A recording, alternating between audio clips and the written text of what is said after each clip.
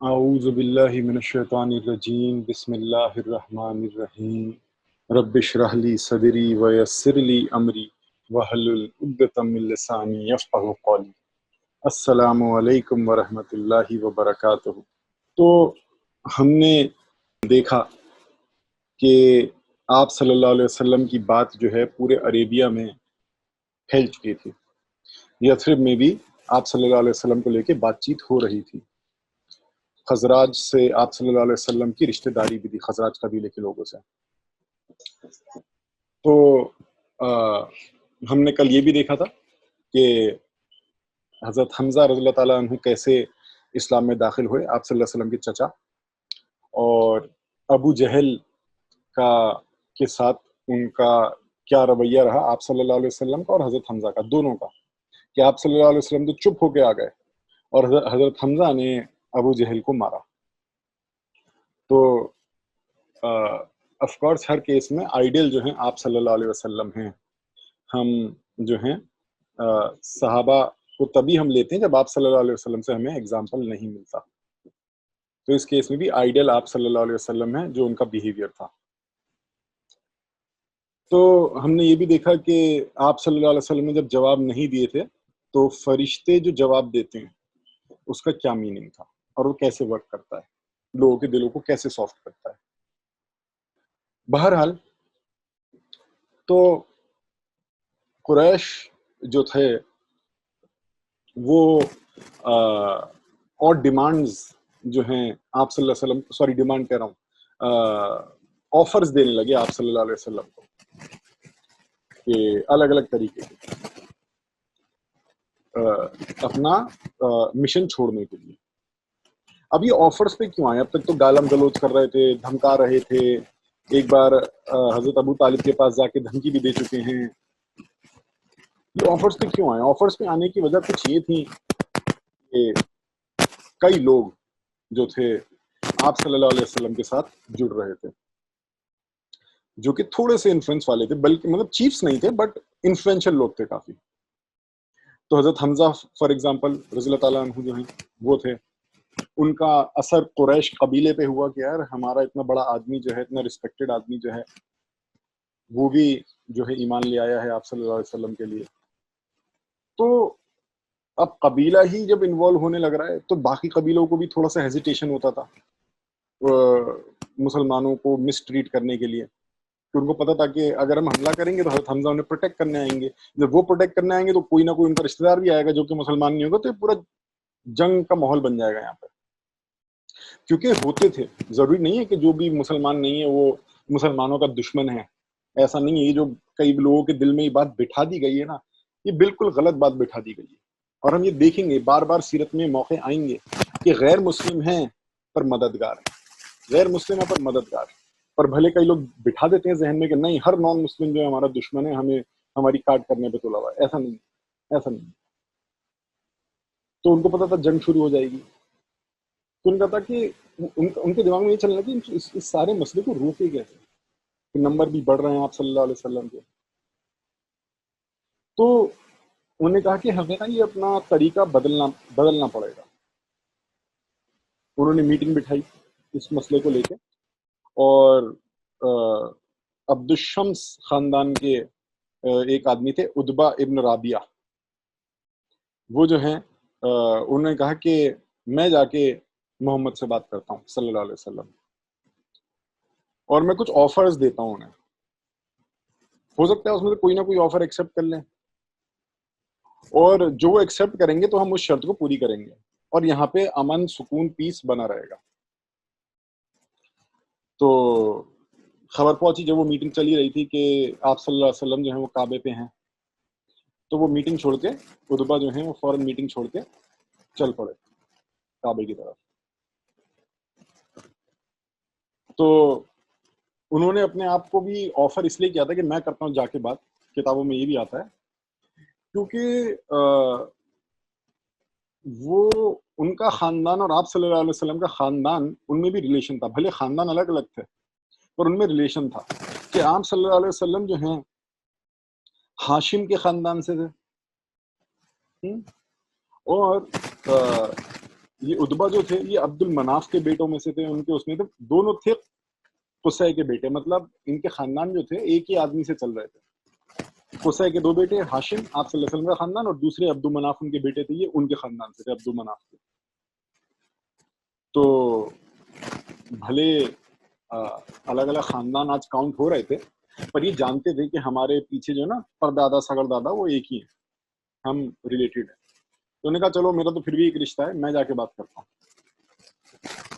تو انہوں نے کہا کہ جا کے بولا کہ اے میرے بھائی کے بیٹے، آپ صلی اللہ علیہ وسلم کو بولا کہ آپ اتنے عزت والے آدمی ہیں ہمارے قبیلوں میں، اور آپ کی جو فیملی ہے، جو خاندان ہے، اس کو عزت کرا جاتا ہے، اور آپ اب جو ہیں ہمارے پر ایک بہت بڑا مسئلہ، ایک بہت بڑی پرابلم لے آئے ہیں کہ پوری کمیونٹی جو ہے وہ پریشان ہو رہی ہے، کیونکہ آپ ہمارے طریقے کو کہتے ہیں کہ یہ صحیح نہیں ہے، ہمارے طریقوں کو، اور جن کو ہم خدا مانتے ہیں آپ کیا تو یہ خدا نہیں ہے کہ ایک خدا ہے، وہ خدا ہے جس نے ہمیں بنایا، وہ خدا نہیں ہے جس کو ہم بناتے ہیں۔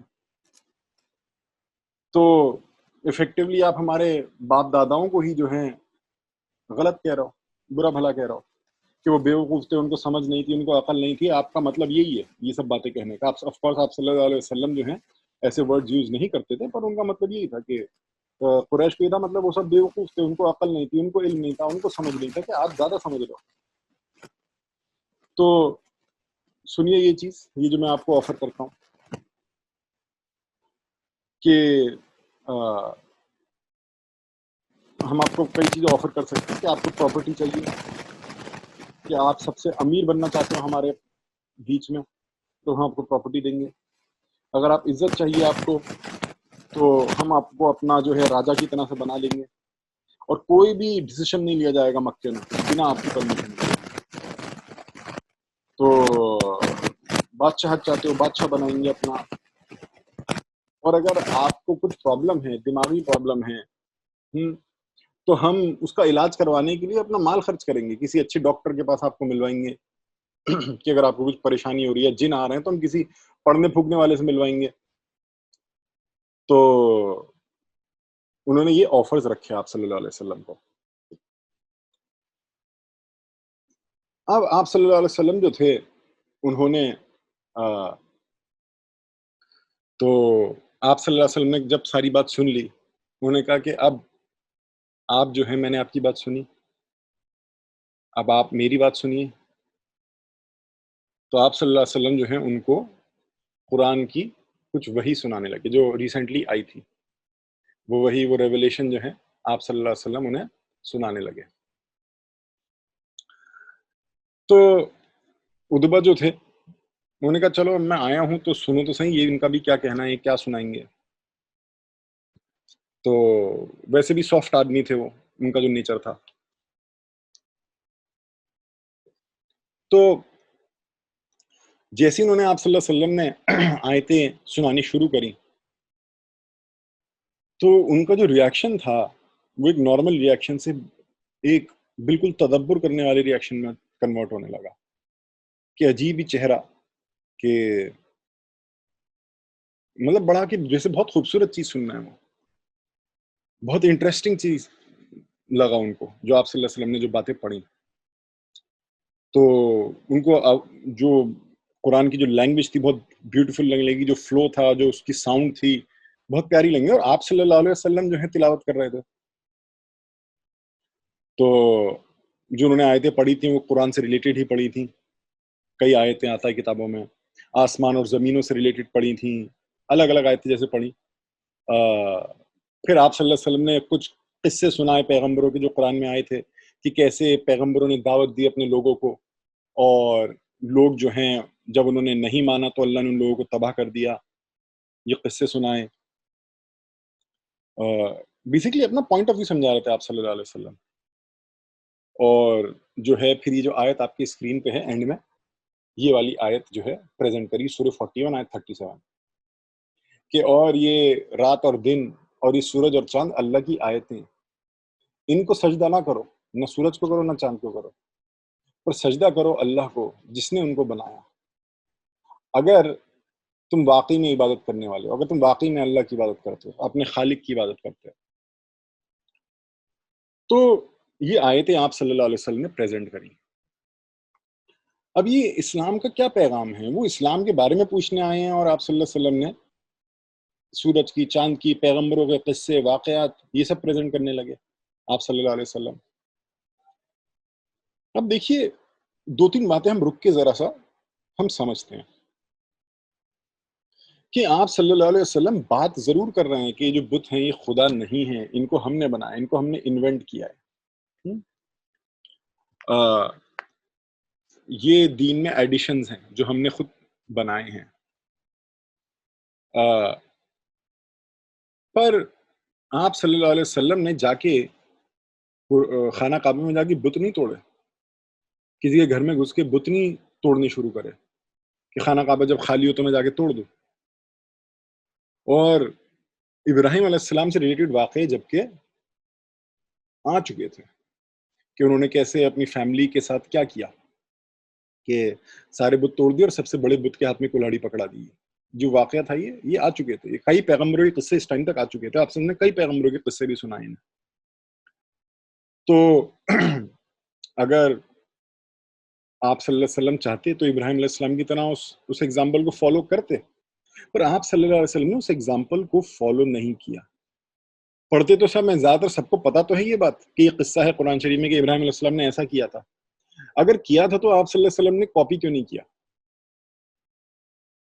یہ سوچنے والی بات ہے. اور یہ قصہ مکے دور میں ہی آ چکا تھا، کیوں نہیں کیا؟ کیونکہ دیکھیے، جو تھوڑا سا مطلب ایکسکیوز کریے گا یہ لینگویج، پر میرا انٹینشن ایسا نہیں ہے، پر جو تھوڑا کم عقل کا ہوتا ہے نا، میں یہ کوئی جج کرنے کی میں بات نہیں کہہ رہا ہوں، میں پوائنٹ بتانا چاہ رہا ہوں کہ جو کم عقل کا ہوتا ہے وہ اس کو یہی دیکھے گا کہ اچھا ابراہیم علیہ السلام نے کیا تو ہم بھی کرتے ہیں. اور جو ڈیپ تھنکر ہے نا، جو انٹیلیجنٹ ہے، اور آپ صلی اللہ علیہ وسلم انٹیلیجنٹ ہے، وہ تو انٹیلیجنٹ میں انٹیلیجنٹ ہے آپ صلی اللہ علیہ وسلم. جو انٹیلیجنٹ ہے وہ یہ نہیں دیکھتا کہ ابراہیم علیہ السلام نے کیا کیا، وہ یہ تو دیکھتا ہی ہے کہ انہوں نے کیا کیا، وہ یہ بھی دیکھتا ہے ریزلٹ کیا ہوا. ریزلٹ کیا ہوا؟ ریزلٹ یہ ہوا کہ ان کی خود کی فیملی میں ان کو آگ میں پھینک دیا. ریزلٹ یہ ہوا. اور آپ صلی اللہ علیہ وسلم کو نظر آتا ہے یہ تو میری فیملی بھی نہیں ہے، میں تو یتیم ہوں اس سوسائٹی میں. اور ابراہیم علیہ السلام اس شہر میں واپس جا کے دعوت نہیں دے سکے پھر کبھی. تو یہ ڈفرنس ہوتا ہے ایک تدبر کرنے والے میں اور ایک اندھا دھن چلنے والے میں. کہ دیکھو جی قرآن میں لکھا ہے ابراہیم علیہ السلام نے ایسا کیا تو ہم بھی کریں گے. اگر آپ یہ لیسن نکال رہے اور یہ لیسن صحیح ہے تو کیا آپ صلی اللہ علیہ وسلم نے یہ لیسن نکالا؟ کیا انہوں نے نکالا یہ لیسن؟ اگر انہوں نے نکالا، مطلب وہ تو آپ سے زیادہ انٹیلیجنٹ ہے، آپ تو ان سے زیادہ انٹیلیجنٹ نہیں ہو سکتے، آپ کو تو بہتر سمجھ نہیں ہو سکتی نا قرآن کی. اس لیے سنت بہت امپورٹنٹ ہے، ورنہ کوئی بھی نا کچھ بھی بات کر کے نکل جاتا ہے. اس لیے سنت بہت امپورٹنٹ ہے. تو جو ہے آپ صلی اللہ علیہ وسلم کی سنت جو تھی وہ انہوں نے اس پوائنٹ پہ ابراہیم علیہ السلام کا قصہ آیا ضرور، پر اس کو امپلیمنٹ نہیں کیا آپ صلی اللہ علیہ وسلم نے.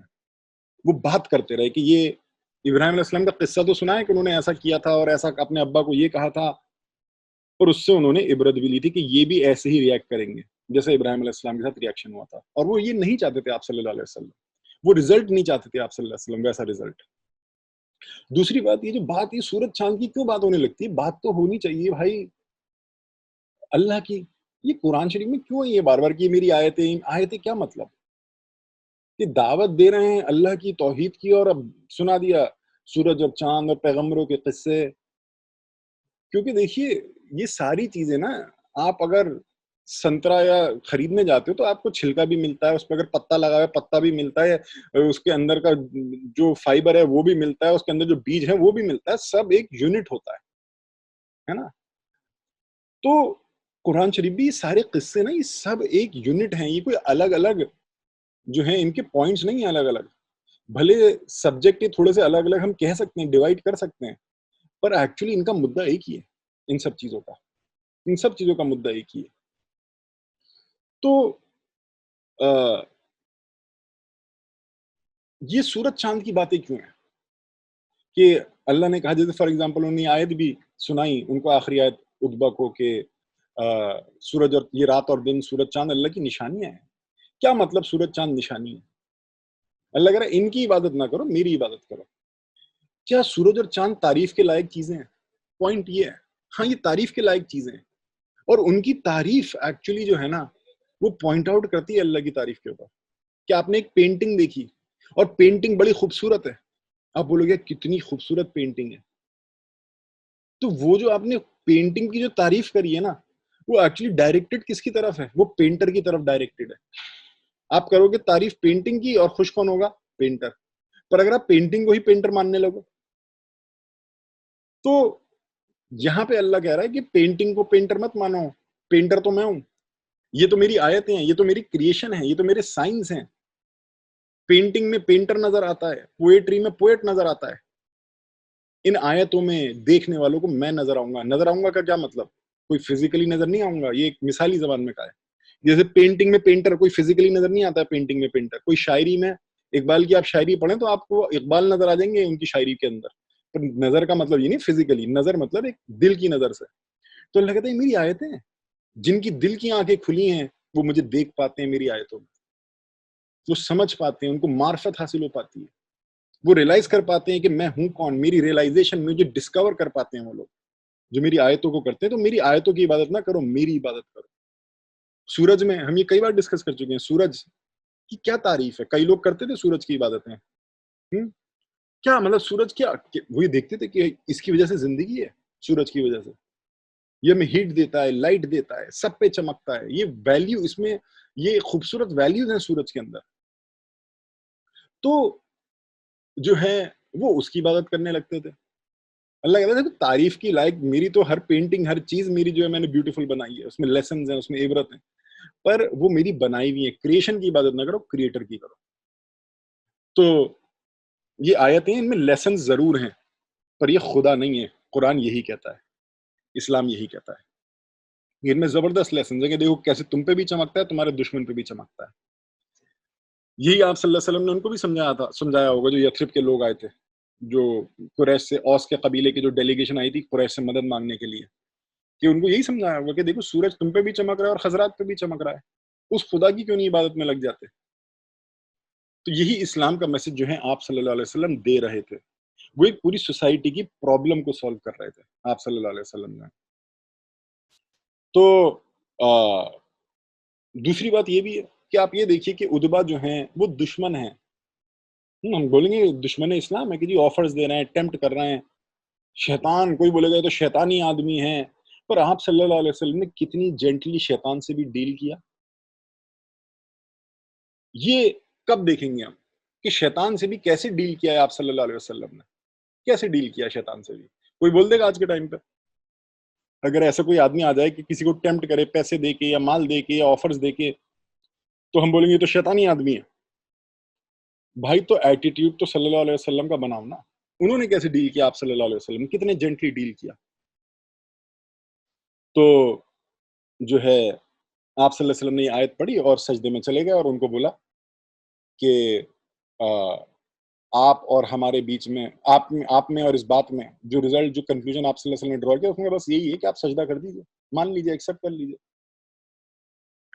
تو آف کورس انہوں نے مانا نہیں, ادبا نے, کاش مان لیا ہوتا بٹ مانا نہیں انہوں نے.